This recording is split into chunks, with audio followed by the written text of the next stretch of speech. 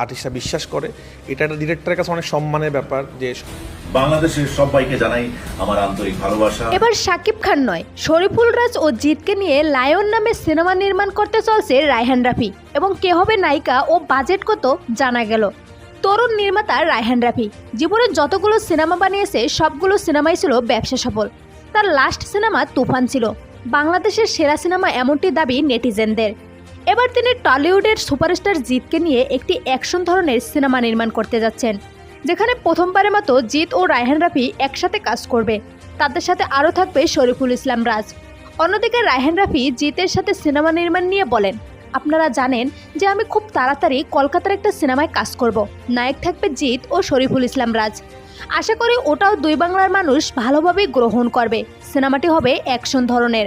অন্যদিকে এই সিনেমার জন্য রাজি হয়েছেন জিত। তিনি বলেন, রায়হান রাফির কাজ আমি দেখেছি, অনেক ভালো কাজ করে সে। আশা করি এটাও ভালোভাবেই করবে।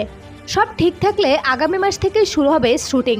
উল্লেখ্য, নায়িকা হতে পারে বাংলাদেশের কেউ এবং বাজেট ধরা হবে প্রায় 10 থেকে 12 কোটি টাকা। সো ভিউয়ার্স, রায়হান রাফির সাথে জিতের সিনেমা করলে কেমন হবে জানিয়ে দিন কমেন্ট করে।